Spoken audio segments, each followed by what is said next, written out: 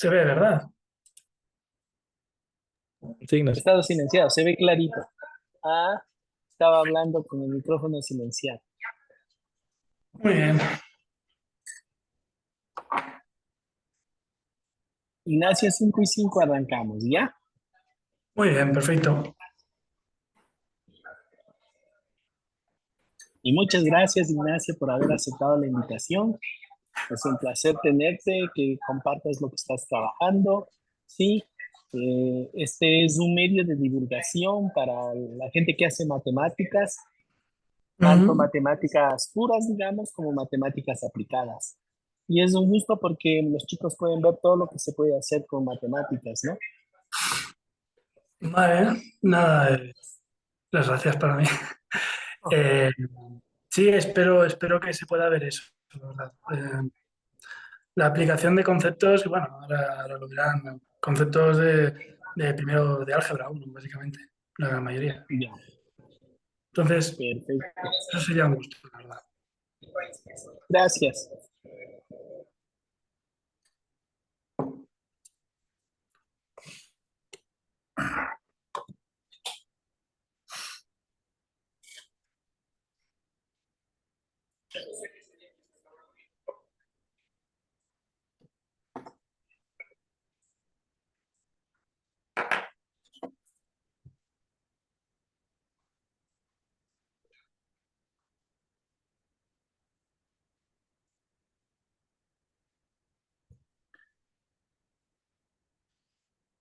Bueno, vamos a dar inicio, ¿ya?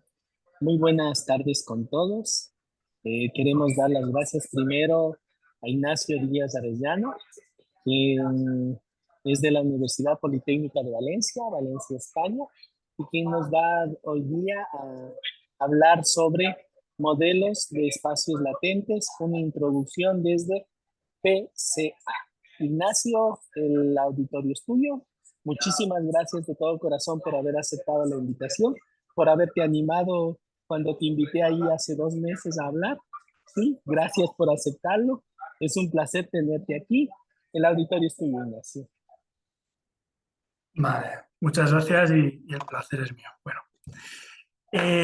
buenas tardes. A ver, la charla que les he preparado tiene que ver, aprovechando la popularidad de todo esto del chat GPT, la inteligencia artificial y tal y tal y tal, esperando que se haga más interesante por esa vía.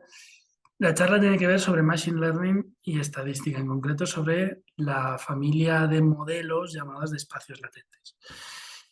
Verán que la charla es muy divulgativa en términos técnicos, matemáticos, con álgebra 1, conceptos básicos de estadística, ya se tiene todo claro.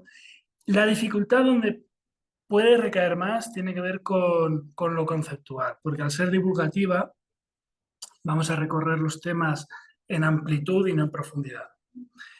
Y eso requiere recorrer muchos conceptos, eso requiere...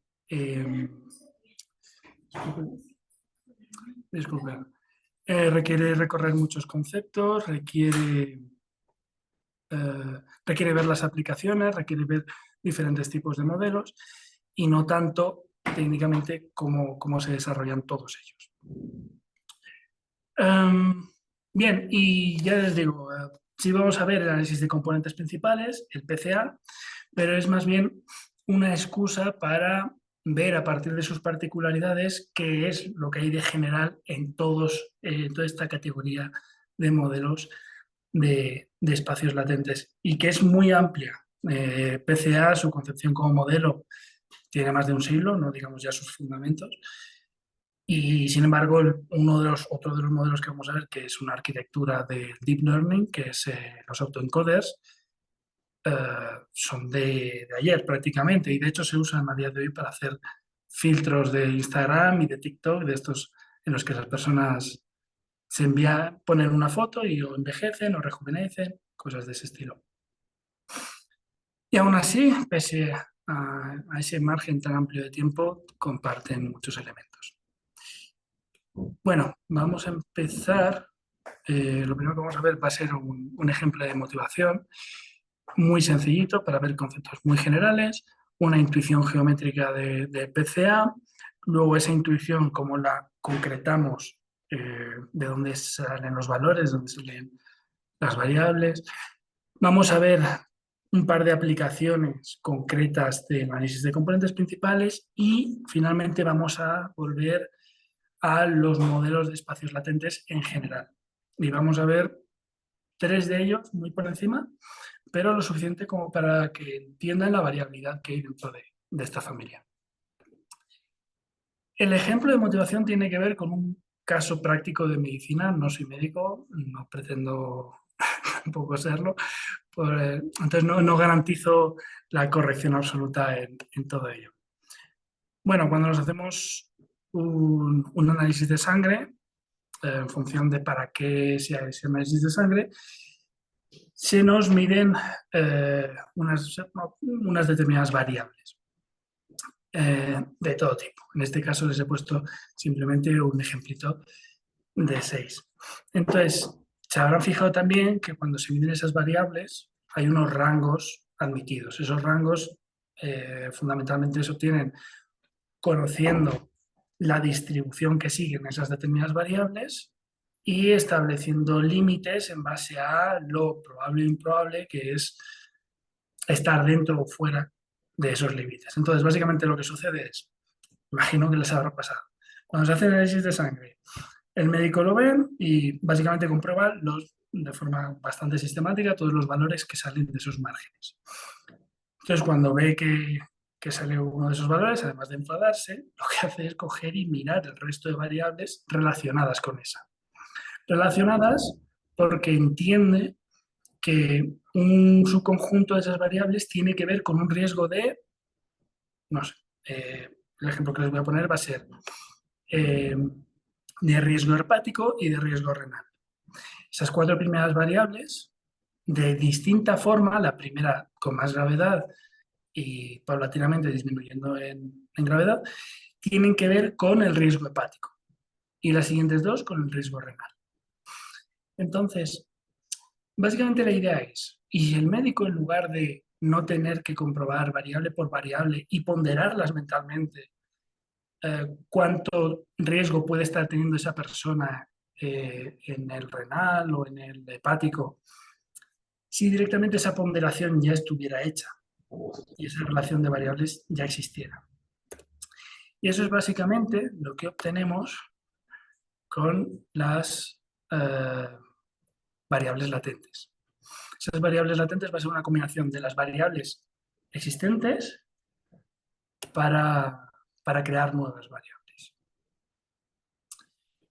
Entonces, lo que vamos a tener es un espacio que efectivamente podemos medir, que es el espacio de variables original, luego un espacio que no podemos medir porque no podemos medir el riesgo, simplemente es una ponderación de las variables originales, que vamos a llamar espacio latente. Un espacio compuesto por variables latentes. Claro, aunque no las podamos medir directamente, sabemos que existen, tienen un sentido, tienen una relación con las variables originales.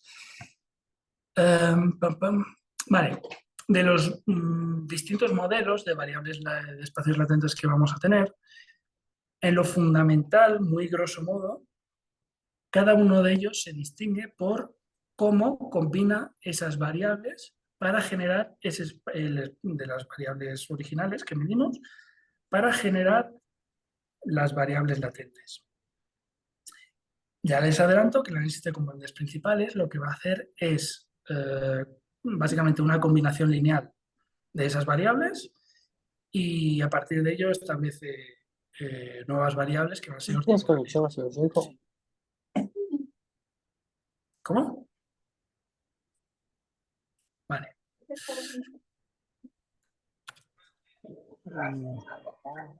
Vale, ¿Memoria? Parece que se le abrió el micrófono a alguien. ¿Le podemos controlar, por favor, el micrófono?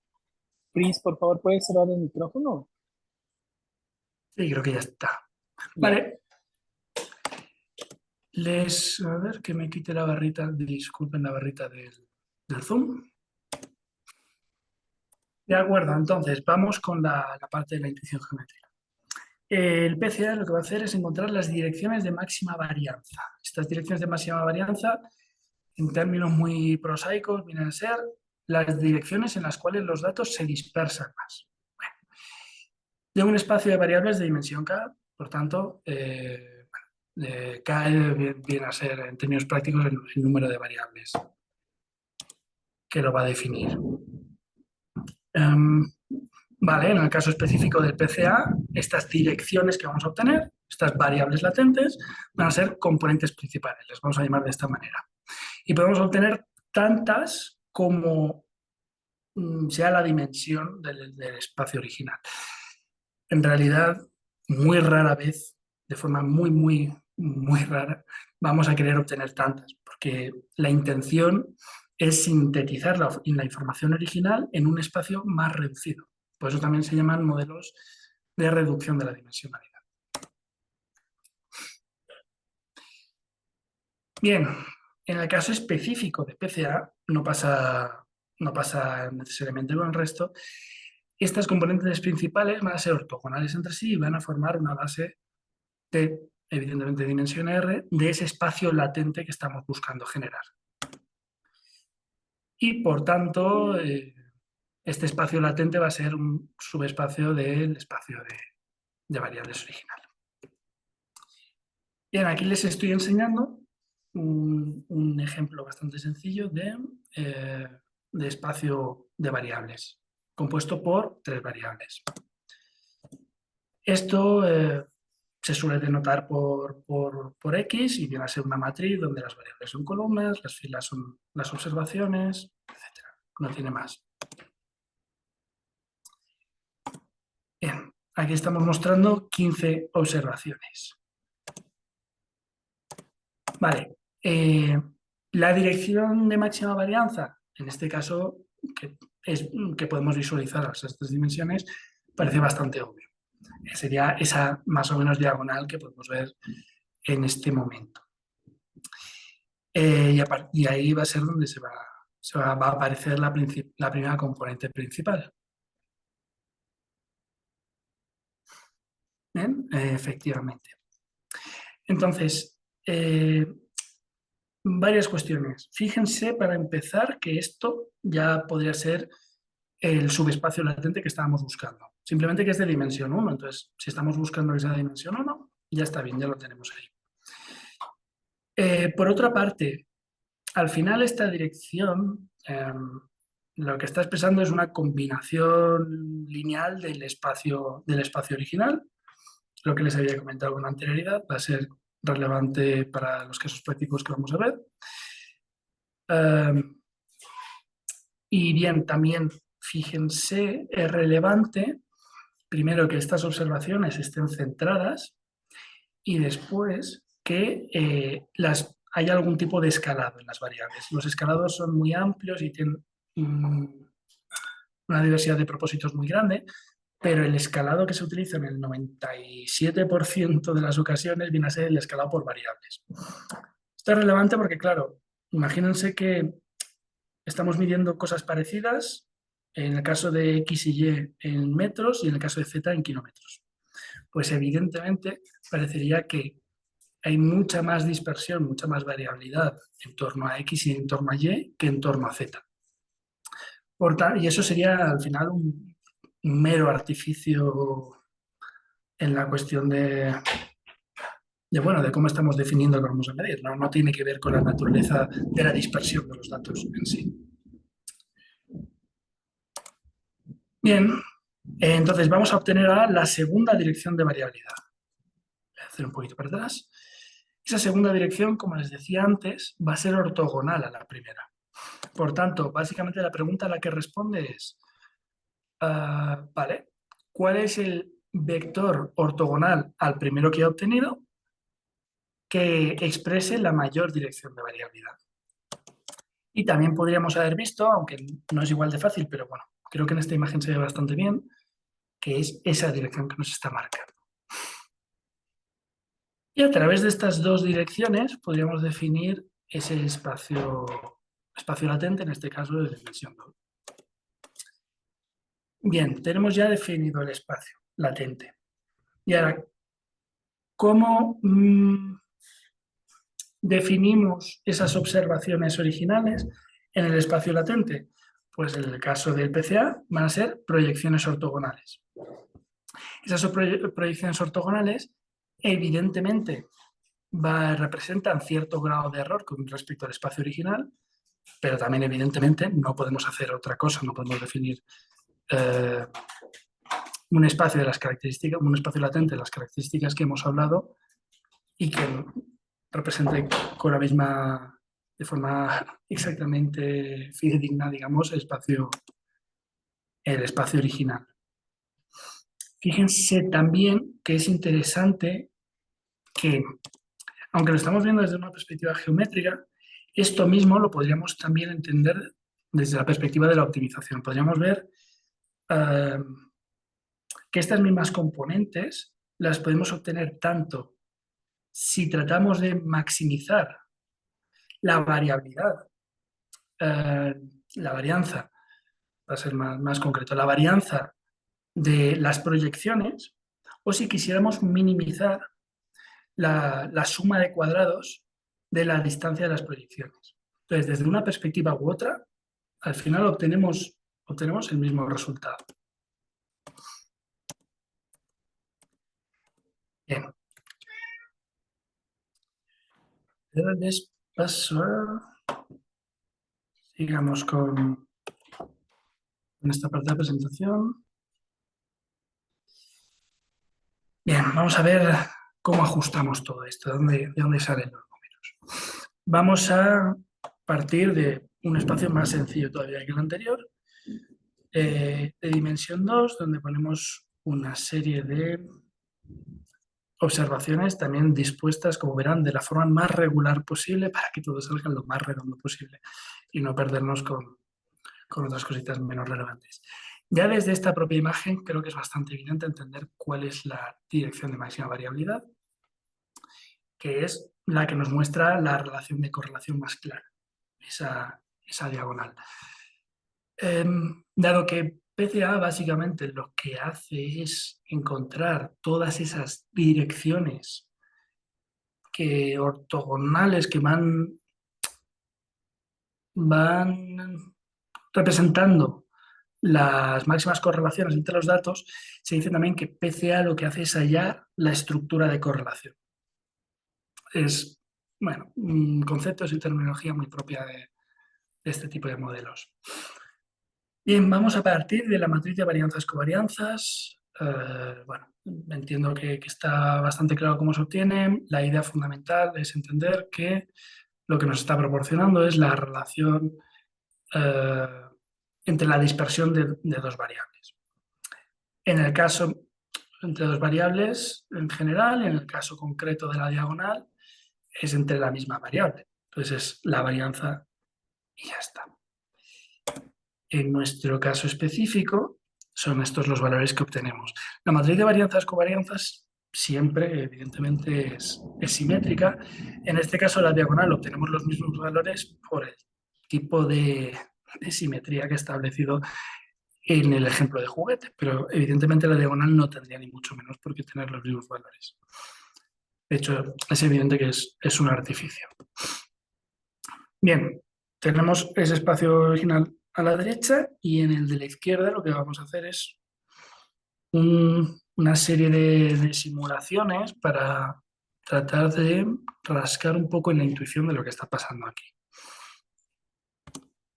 Y vamos a tomar la matriz de varianzas-covarianzas y en lugar de tratarla como una matriz donde tenemos diversos vectores que nos expresan la relación de dispersión entre las distintas variables, vamos a usarla como una transformación. Y vamos a transformar todos los vectores que vemos ahora en pantalla de tal manera que tratemos de entender qué hace esa transformación. Y al aplicarla, vemos que parece transformar en la dirección del movimiento que teníamos en los datos originales. Es decir, por ejemplo, coincide clarísimamente que la la dirección de máxima varianza que veíamos que se veía bastante bien cuando tenemos las 6 observaciones, coincide con la dirección en la que se han estirado los datos, los vectores con mayor amplitud. Entonces, claramente veríamos que esa es la primera componente principal y que coincide. Luego, por otra parte, sucede algo bastante interesante y hay dos subconjuntos de estos vectores, los cuales residen en el mismo subespacio tanto antes de escalarse como, antes de la transformación como después. Es decir, que son vectores que básicamente lo que han hecho es simplemente un escalado. Bueno, claro, los vectores que simplemente han sido escalados los podemos obtener como vectores propios. Son todos esos vectores que residen en el subespacio generado por los vectores propios. Vale, en el caso de el primero, el primer vector propio que coincide con la primera componente principal, sería el que vemos aquí. Y ahora vamos a hacer algo particular para obtener el segundo, o sea, la segunda componente principal.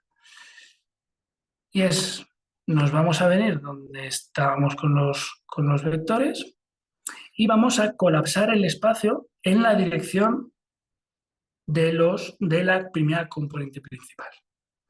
Porque claro, si las componentes principales son ortogonales entre sí, si lo colapsamos obtendremos también la dirección en la que tiene que recaer esa componente principal.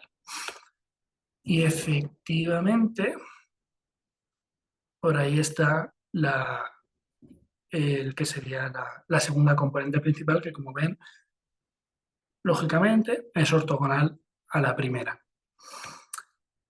Y esto que les he mostrado aquí, este ejemplo de al colapsar, no es solo algo que me parece interesante en términos, digamos, intuitivos, sino que también es el mecanismo que sigue el algoritmo más utilizado para calcular las componentes principales.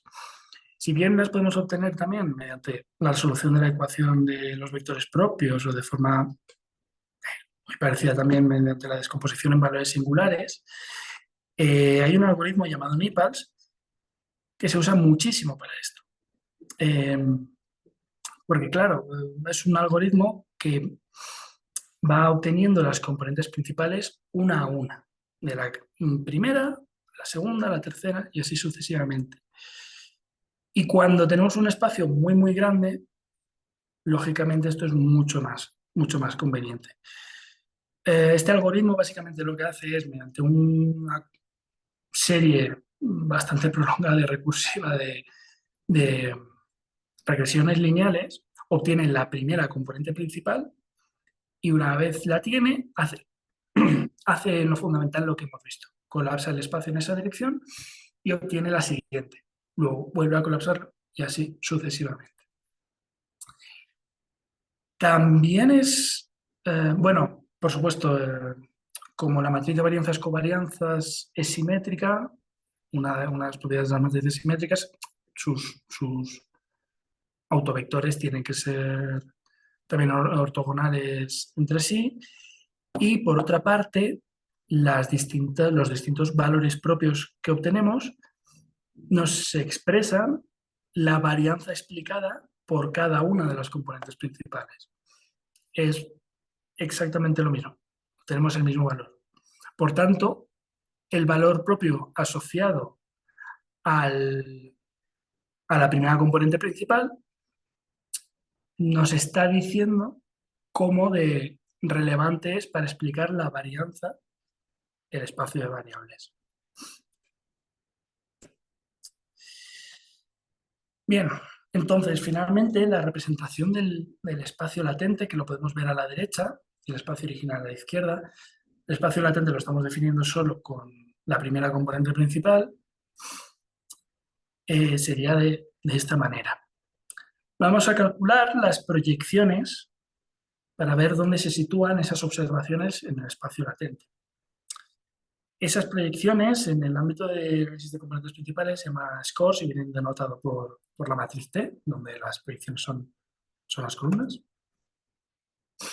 Y finalmente esa representación, ya juntándolo todo, sería como ven. En la parte de, bueno, las componentes principales las vemos dispuestas en la matriz P como columnas. La matriz P es la matriz de loadings, la matriz de pesos, y se llama así porque al final estas componentes lo que son pesos de las variables originales. Es una combinación lineal. De tal manera que a mayor sean estos pesos, más interviene esa variable al determinar la dirección de esa componente principal. Y esto es muy relevante, y luego lo veremos en el caso práctico, para entender, para usar el modelo y para, sobre todo en términos con el propósito de la exploración de los datos que tenemos delante. Bien, el 1x barra denota que tenemos que centrar la matriz X y la E, el hecho de, bueno, la diferencia entre el espacio latente y el espacio de variables, la diferencia de cada observación con respecto a cada variable. Y hay un estadístico muy importante, que se llama SP, que obtenemos en el PCA, que nos dice cuánto difiere una observación del espacio de menor dimensionalidad que estamos definiendo. Entonces, por cada una de las observaciones, básicamente lo que hace es la suma de cuadrados de las diferencias de cada variable. Es un estadístico muy relevante y lo vamos a usar después en un caso práctico de análisis de imagen. Entonces, visto eso, visto cómo lo ajustamos, vamos a ver algunas aplicaciones. Vamos a ver dos de ellas. Vamos a ver la número 2 y la número 6. Con más detalles. Yo les he puesto aquí 6, pero en realidad podrían ser muchísimas. El análisis de componentes principales es un modelo muy versátil y lamentablemente se suele usar solo, o la mayoría de la gente lo conoce solo por su característica o su aplicación número 1, que es la reducción de la dimensionalidad, cuando tiene muchas más capacidades. La cuestión número 1, al final lo que, bueno, es una aplicación del PCA de forma auxiliar para otros muchos modelos en los que simplemente lo que buscamos es hacer una reducción de la dimensionalidad, es una especie de simplificación del espacio original. Bien, pues porque es más versátil, porque es más fácil de utilizar, porque en algunos casos puede convenir. Después, la exploración de datos. Claro, como hemos dicho antes, lo que hacemos es hallar la estructura de correlación. Entonces nos va a decir a distintos niveles qué conjunto de variables están relacionadas en diferentes, de diferente forma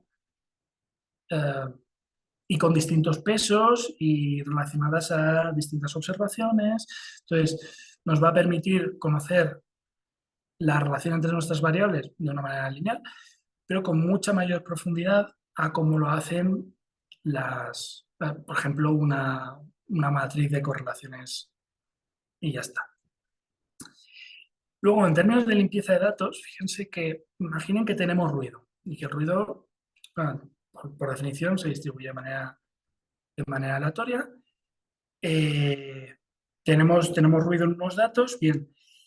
Si las variables expresan algún tipo de estructura de correlación, esas direcciones que vayamos obteniendo, esas componentes principales, van a ignorar en cierta medida, evidentemente se van a ver un poco afectadas, pero van a ignorar en cierta medida ese ruido y nos servirá para eso, para ignorar. O, por ejemplo, también si tenemos un outlier, una observación que difiere mucho de la relación general que estamos observando en nuestro conjunto de datos. Pues esa observación va a estar muy alejada de nuestro subespacio y, por tanto, lo vamos a detectar con facilidad, por ejemplo, en el estadístico anterior que hemos visto. En el control estadístico de la calidad, bueno, esto es un mundo en sí mismo. Sencillamente lo voy a dejar en, si tenemos que controlar muchas variables, estas variables es, por lo general, mejor controlarlas con un modelo multivariante que las asuma todas a la vez, porque si no vamos a obtener potencialmente muchos falsos positivos y muchos errores de tipo 1 y de tipo 2. Bien, en casos específicos es mejor utilizarlo por ahí. Luego, para la imputación de datos faltantes, que también es un tema bastante habitual en los casos prácticos de análisis de datos.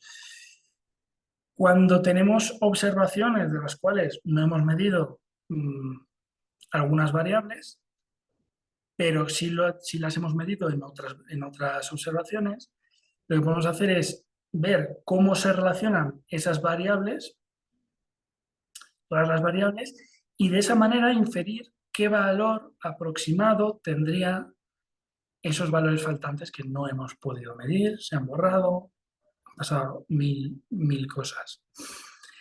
Y finalmente en análisis de imagen, que no les voy a contar más porque vamos a ver el caso concreto. En exploración de datos, bien, lo que están viendo aquí, y disculpen por los errores de visualización, es un dataset muy famoso que es de pinos.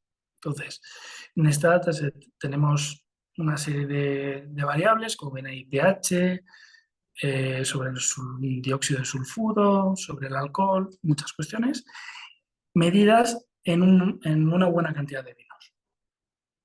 Entonces, lo que queremos hacer, aplicando a la PCA, es entender cómo se relacionan esas variables.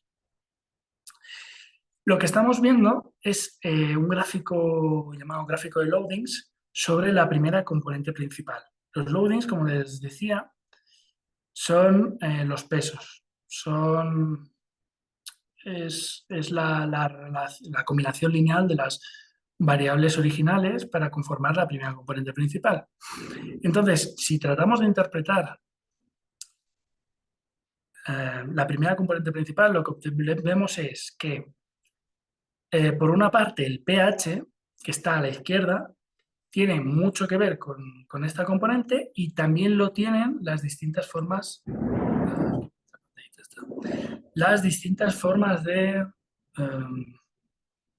de ácido. Vemos el ácido cítrico a la derecha del todo y el ácido fijo. En realidad, la verdad, no sé exactamente lo que es. Pero bueno, esto tiene sentido. Tiene mucho sentido que tanto el pH como dos tipos de ácido estén en lados contrarios, porque a más pH menos ácido y viceversa. Por tanto, hay una relación inversa entre ambos y a través de ese mismo eje también se van situando otras variables. Por ejemplo, la densidad parece también tener mucho que ver. Bueno, yo en particular no le puedo sacar muchísimo sentido a esto porque tampoco no soy químico, pero vaya, esto al lado de un químico habría que trabajarlo y habría que ver el sentido que tiene concreto. O, por otra parte, podemos ver a la vez qué suceden con estos loadings a través de la segunda componente principal. Y vemos que en la segunda componente principal, el pH prácticamente no se ha movido, por tanto no tiene nada que ver con la segunda componente principal, pero sí se ponen en un lado los sulfuros y al otro el alcohol. Una vez más, esto al lado de un químico nos podría decir mejor por qué de esas relaciones, pero seguro que hay un sentido químico para que esto suceda. Y seguro que tiene que ver también con la calidad del vino, con la naturaleza del vino, con muchas cuestiones de este tipo. Por tanto, este tipo de análisis nos permite también caracterizar los vinos, los vinos y cualquier cosa que usemos, agrupar variables, en fin, este tipo de análisis es muy usado en muchas ciencias aplicadas, en mucho análisis genómico. Cuando modelos de este tipo se aplican a datos genómicos, se ve clarísimamente cómo los grupos humanos, en el caso de que sean humanos, se agrupan en función de cómo se han distribuido a lo largo de la historia, en función de grupos étnicos. Es muy claro.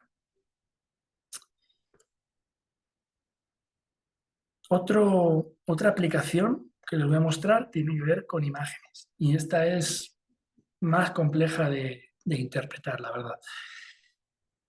Bien, les voy a enseñar dos formas posibles de modelar las imágenes en el caso del PCA y luego las vamos a aplicar ambas a estas dos imágenes. A una fotografía de Angkor Wat, que es un templo hinduista, si no me equivoco, de Camboya, y luego a estas piezas de Lego. Y vamos a ver las diferencias entre las formas de modelar. Porque aquí me gustaría también transmitir una idea que es muy relevante en el análisis de datos, que es, en la mayoría de ocasiones, más importante que la elección del modelo o los modelos que vayamos a utilizar, lo es ver cómo vamos a modelar o a predisponer los datos para esos modelos. Porque en función de cómo lo hagamos, nos da más o menos igual qué modelo utilicemos, los resultados van a ser radicalmente distintos. Y tiene todo el sentido del mundo y lo vamos a comprobar en este caso. Bien, vamos a partir de una matriz de colores, que es una representación simplista, un ejemplo de juguete de lo que es una imagen. En este caso van a ser 10 por 10 píxeles. Evidentemente, tipos de imágenes hay muchos y maneras de formatear y estructurar cada tipo de imagen también hay muchas. En este caso vamos a coger una muy sencilla, RGB. Por tanto, vamos a tener tres matrices en el que en cada una de las celdas vamos a tener un valor que va a ir del 0 al 255. Si se fijan, tiene todo el sentido con esta imagen. En la parte verde, la imagen de la derecha, que tiene todos los colores, en la parte verde justo es donde la matriz verde está con el color muy intenso y a la vez en la matriz roja ese color es negro porque es casi ausente. Entonces, la primera pregunta que nos podríamos hacer es ¿cómo modelo esto para análisis de componentes principales? Recuerden, análisis de componentes principales, al final lo que tenemos que dar es un determinado espacio que va a estar definido por las columnas y luego una serie de observaciones que van a ser las filas.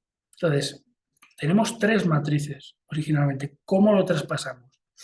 Bien, la primera idea que podríamos tener sería cada uno de los píxeles va a ser una observación y su valor en rojo, en verde y en azul van a ser sus diferentes columnas. Entonces iríamos uno por uno y estaríamos planteando así la matriz. Esto es un ejemplo muy concreto de a la hora de la hora, cuando tienes el PC delante y tienes que hacerlo, ¿cómo lo harías? Pues sería un ejemplo, así, donde se podría montar una matriz de este tipo. Claro, tenemos en cuenta que el espacio que vamos a tener entonces va a estar definido por tres variables, que básicamente cada observación va a representar un color concreto. Bien, lo que pasa es que cuando hallemos la estructura de correlación, lo que vamos a obtener va a ser direcciones que van a relacionar colores, pero colores en general. No nos va a relacionar partes de la imagen, porque no estamos modelando de ninguna manera las partes de la imagen, simplemente estamos poniendo píxeles sueltos.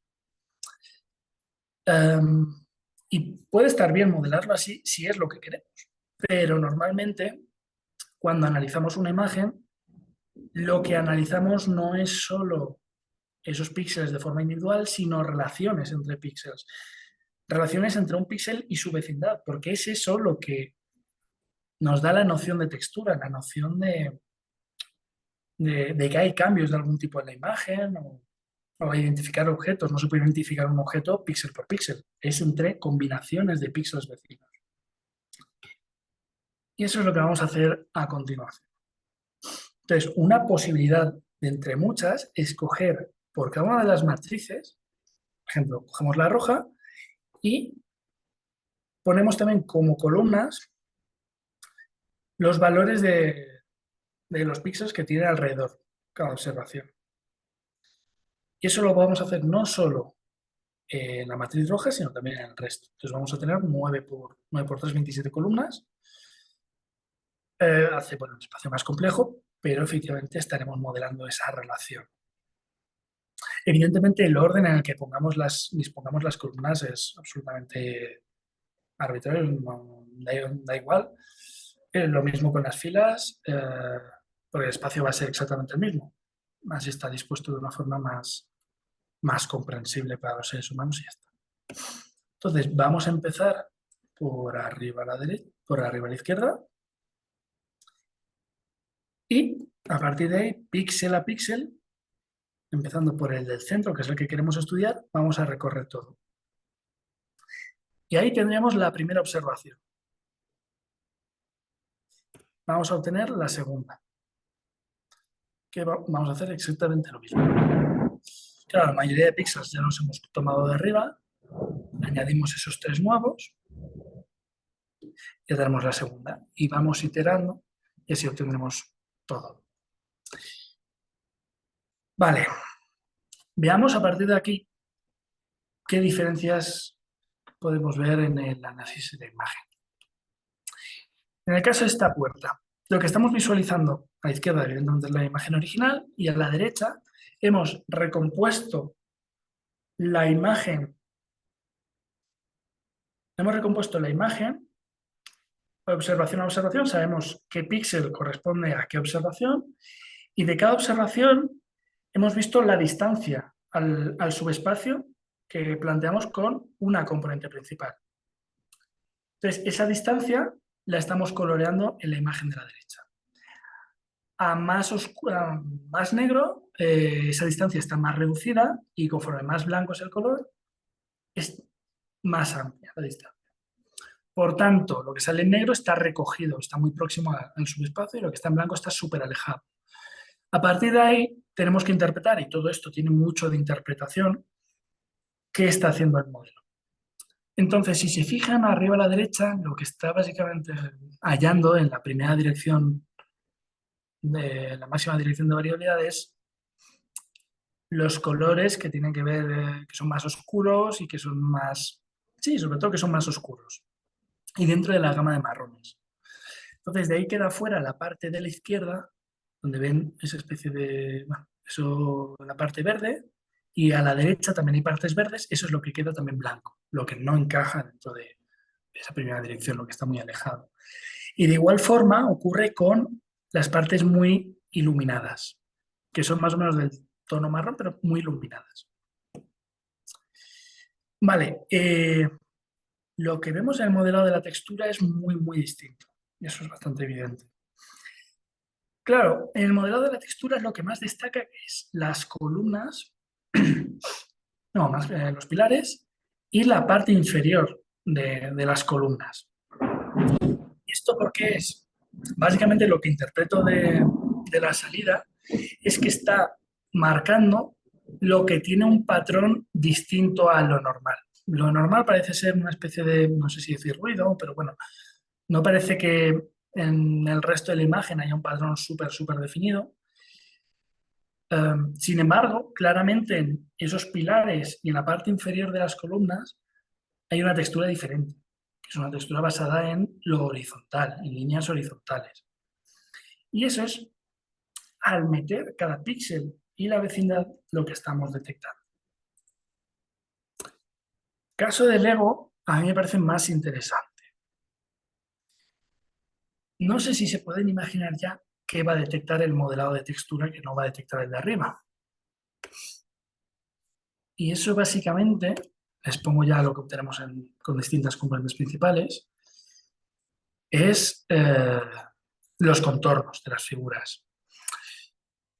El modelado básico, el modelado por colores, básicamente cada dirección de variabilidad va modelando diferentes relaciones de colores. Vemos que en el primer caso las figuras negras y blancas quedan recogidas por el modelo, son las que aparecen, las que no aparecen porque están negras, aparecen negras en el gráfico SPX.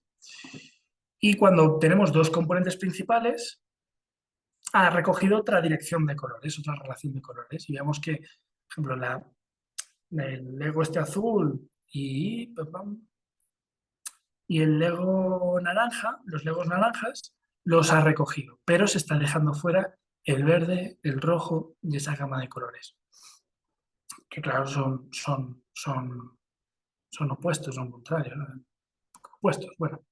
Entonces, probablemente en la tercera componente principal obtendríamos ya los colores que son verdes y rojos, muy, muy seguramente. Claro, en el caso de abajo, se está dando cuenta de los contornos. ¿Por qué? Porque la mayoría de píxeles que analizamos, su entorno, que es lo que estamos modelando, es del mismo color, porque la mayoría de la superficie de la imagen son piezas de Lego y la mayoría de lo que es la superficie de la propia pieza que vemos en la imagen. Claro, las observaciones que van a estar muy alejadas de las direcciones normales de variabilidad van a ser aquellas en las que al analizar un píxel veamos que alrededor hay diferentes colores y eso va a estar súper alejado. Y esos son básicamente los contornos. Y por eso los contornos se ven ahí en blanco. Bien, en términos de análisis de imagen, desde luego todo lo que tiene que ver con aproximaciones del deep learning, de redes neuronales, son mucho mejores en general, en términos de precisión son realmente buenas, pero los modelos como PCA lo que nos proporcionan es la manera de interpretar. Con las soluciones de deep learning también hay cierto margen para la interpretación, pero digamos es mucho más complejo porque son modelos que son básicamente cajas negras. O sea, de interpretar lo que está pasando dentro es realmente difícil. En este caso, la interpretación, como básicamente son modelos lineales, es mucho más sencillo. Bien, y ahora vamos a ver otros modelos. De los muchísimos modelos de espacios latentes que hay, les voy a enseñar de forma bastante breve tres de ellos. PLS, el, el PCA funcional y los autoencoders. Cada uno de ellos expresan, bueno, formas de abordar los problemas bastante distintas y creo que arrojan una imagen general bastante interesante. Bien, respecto al PLS, si se fijan, lo que hemos hecho con el PCA es sencillamente coger un espacio de variables y explicarlo. Esta familia de modelos, el Machine Learning, se llaman no supervisados. Eso es porque esas variables no las relacionamos con otras variables para predecir, por ejemplo. No estamos intentando clasificar nada, no estamos diciéndole, oye, este conjunto, esta observación con estos valores en estas variables corresponden a una imagen de gatito y otras a una imagen de perrito. Eso no lo hemos hecho. Esos modelos que sí etiquetan cada observación se llaman modelos supervisados. Pues PLS vendría a ser una especie de PCA con ese propósito.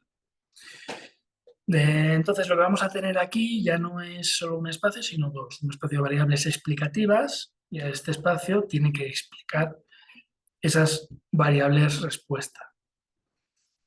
Es un poco extraño, por lo menos no es lo más habitual, tener muchas variables respuesta. Normalmente tenemos una serie de variables que tratan de explicar solo, relacionarlas solo con una variable respuesta. Por ejemplo, como les decía, esta imagen es de perros, esta imagen es de no sé qué.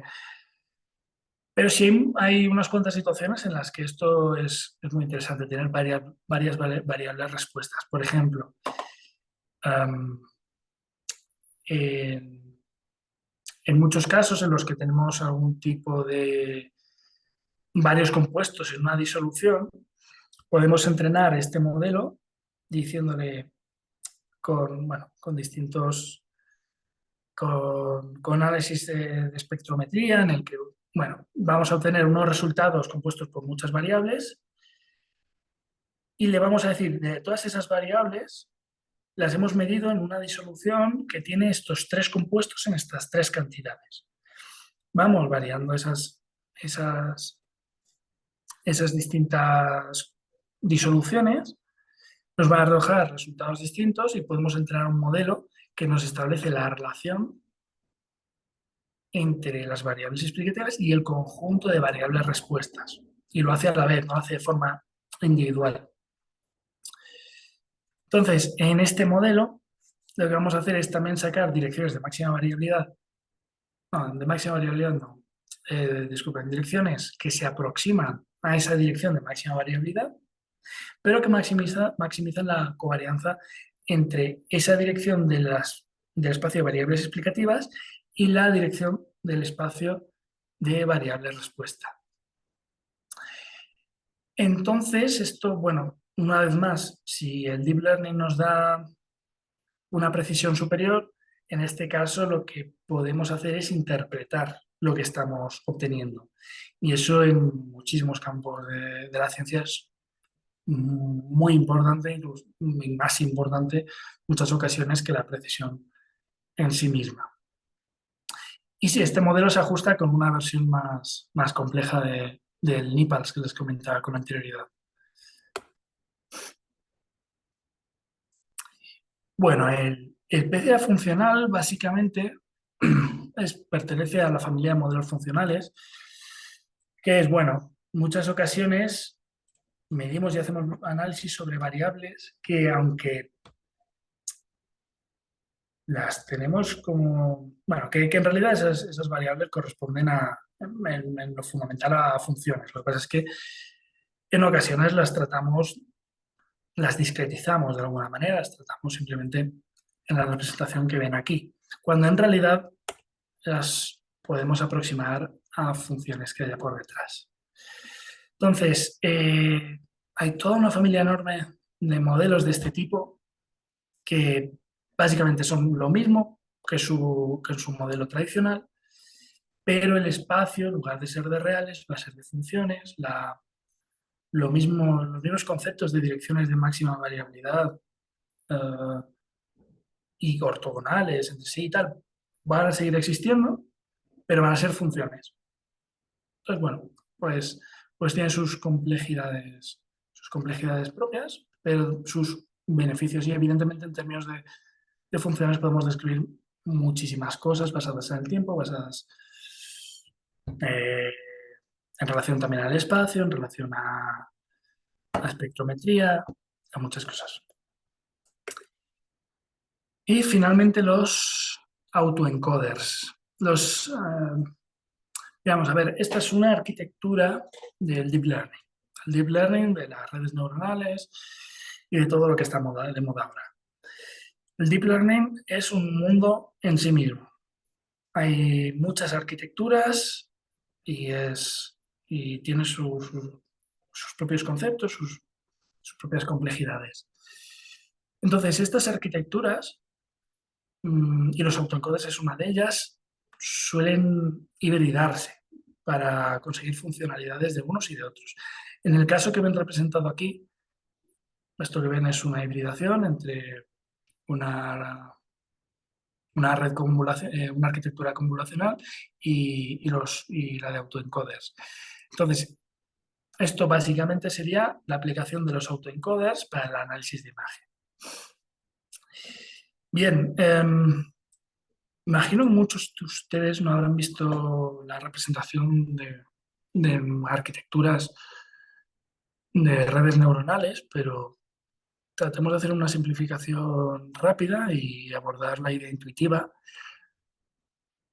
En el caso de quien sí haya visto una de esas arquitecturas, en la representación más básica de lo que es una red neuronal, suelen aparecer una serie, una primera capa de redes neuronales representadas como círculos, que se van relacionando con capas intermedias y normalmente van reduciéndose en las representaciones habitual que les digo, hasta una capa final. La capa primera corresponde al input que va a obtener el modelo y por cada una de las variables, y la capa final también con las variables respuestas con las que vamos a relacionar ese input. Eso es más o menos lo que vemos aquí, pero esta tiene una forma muy particular, los autoencoders. De una forma simétrica, en la que pasamos de una capa con muchas neuronas, se va reduciendo y una vez llega a la parte central, esa primera parte se llama codificador y va, bueno, encoder y el decoder. Es la parte que una vez llegada a la parte central se va ampliando. Bien, en este caso particular, el input que tiene el modelo es el mismo que el output. Por tanto, lo que trata de hacer el modelo a mitad es establecer las relaciones para, con el input, obtener el output. Si obtuviéramos que todas las capas tienen el mismo número de neuronas, pues eso sería básicamente directo. El input nos daría el output exacto. Sin embargo, como aquí lo que estamos haciendo es paulatinamente reduciendo hasta llegar a la parte central el número de neuronas, esto significa que cada vez vamos a tener menos coeficientes y menos relaciones entre neuronas para llegar para establecer la relación entre el input y el output. Por tanto, en esa progresiva reducción, lo que vamos a generar en la parte central, en el espacio más reducido, es un espacio latente. Ese espacio latente lo que va a hacer es pues lo mismo que estábamos haciendo con PCA, pero sin las restricciones del PCA. No vamos, las variables se van a relacionar no mediante esa sencilla combinación lineal, sino de la manera más dispar que se nos pueda ocurrir, y tampoco sin la restricción de la ortogonalidad. Y eso nos da unos resultados muy, muy, muy interesantes. Es muy habitual para practicar los autoencoders, una práctica en la que básicamente se analizan muchas imágenes de números, como lo que pueden ver en esta representación, en esta imagen. Y en ese espacio latente de dos variables se ve cómo las representaciones de cada una de las imágenes se agrupan muy bien, muy bien, muy bien en los distintos números que representaban esas diferentes imágenes. Entonces, claro, se puede ver cómo los grupos del 7 y del 1 se aproximan mucho más, porque evidentemente hay 7 que depende de cómo se hagan, que lo escriba así un poco regular, pues y hacen el palo del 7 muy inclinado, se asemeja mucho a un 1. Entonces, esa observación se verá en ese espacio latente, se verá muy próxima entre los grupos de 7 y los grupos de 1. Y ese espacio latente también nos permite inventarnos números. Nos permite irnos a cualquier lugar de ese espacio y decir, uy, ¿qué número obtendríamos, qué imagen de número obtendríamos que no existe de esta relación entre estos dos grupos, entre el 5 y el 8? Y nos daría una imagen que tiene como un poco de ambos. Y esto es lo mismo que se usa también con lo que les decía al principio para los filtros de Instagram o de TikTok. Por ejemplo, de los más populares es uno que si una persona joven introduce una imagen de sí misma, lo que hace es devolverle la imagen que tendría con 30, 40, 50 años más. Y lo hace muy, muy, muy bien. Y básicamente eso sería como coger la, esa imagen que tiene su proyección en el espacio latente del autoencoder y moverla hacia el grupo de, de- hacia el grupo de imágenes de personas más mayores con las cuales el modelo se ha entrenado. Sería una aproximación de una intuición de por dónde va la idea de ese tipo de filtros. Y ya digo, funcionan extraordinariamente bien. Son muy populares los vídeos en los que se ve cómo esa persona al envejecerse, la aproximación de envejecimiento que hace el filtro se parece muchísimo a sus padres. Entonces, básicamente, la idea va por ahí. Y hasta aquí sería todo. Entonces, si tienen alguna pregunta, estoy encantado de intentar responderla, hacer lo que pueda. Ya Muchas estaría. gracias, Ignacio. Primero quisiera que abran los micrófonos. ¿Podemos permitir que abran los micrófonos para un aplauso a Ignacio? Muchas gracias, Ignacio. ¿Sí? Y abrimos la ronda de preguntas. Creo que pueden abrir los micrófonos ya. Johnny, Sí, Matías, se puede activar los micrófonos. ya. Entonces, si tienen alguna pregunta, pueden activar los micrófonos, por favor, directamente.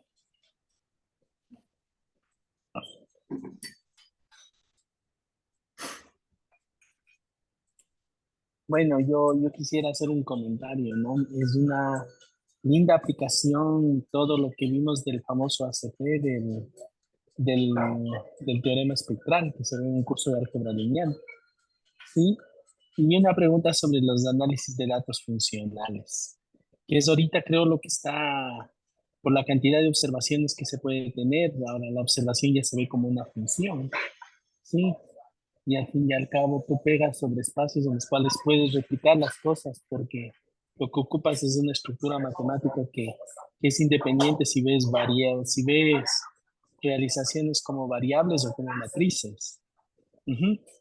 ¿Cómo ves tú esta parte del análisis de datos funcionales y su desarrollo en las aplicaciones prácticas? A ver, la verdad es que no es un mundo en el que me haya metido mucho.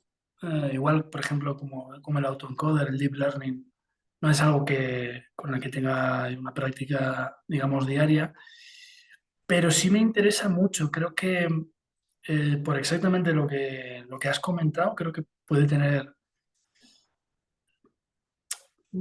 Es muy interesante, por ejemplo, para realizar clasificación de movimientos, clustering de movimientos, todo ese movimiento expresado como funciones. Creo que todo eso tiene bastante futuro. También veo que es bastante buena oportunidad para investigadores porque creo que es un campo que no sea sobre el que no hay demasiado hecho todavía. Evidentemente hay mucho hecho, pero me refiero, no hay tanto como supondría que pueda haber. Y creo que está en claro crecimiento, por lo que he ido viendo de métricas, de investigación y todo esto está en crecimiento. Gracias, Ignacio. ¿Hay alguna pregunta? ¿Algún comentario?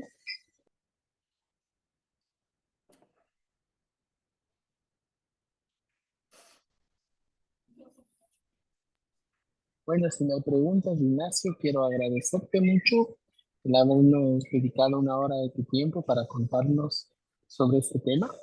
Muy bonito, muy práctico, muy visible todo lo que estás haciendo. Sí, de todo lo que se puede hacer, mejor dicho, desde estos puntos de vista. Gracias, Ignacio. Les pido a todos abrir los micrófonos para un aplauso o agradecerle mucho a Ignacio. Sí, Muchas gracias. muchas gracias, Muchas gracias, Ignacio. un gusto. Bueno, de aquí, eh, quiero hacer propaganda. Les esperamos para nuestra siguiente conferencia, que sería el lunes 10 de junio a la misma hora. Sí, y invitarles porque estamos organizando una escuela de geometría desde la mitad del mundo, que será la última semana del mes de agosto y la primera semana del mes de septiembre. Será presencial y virtual. Para las personas que deseen asistir o puedan asistir de manera presencial, la última semana de agosto será en la Escuela Politécnica Nacional y la primera semana de septiembre en la Universidad Central del Ecuador. O caso contrario, la escuela también se transmitirá utilizando la plataforma Zoom. Muchas gracias a todos. Gracias, Ignacio. Les agradecemos a todos por estar este día. Sí, y muchas gracias. Gracias a todos. Una buena tarde.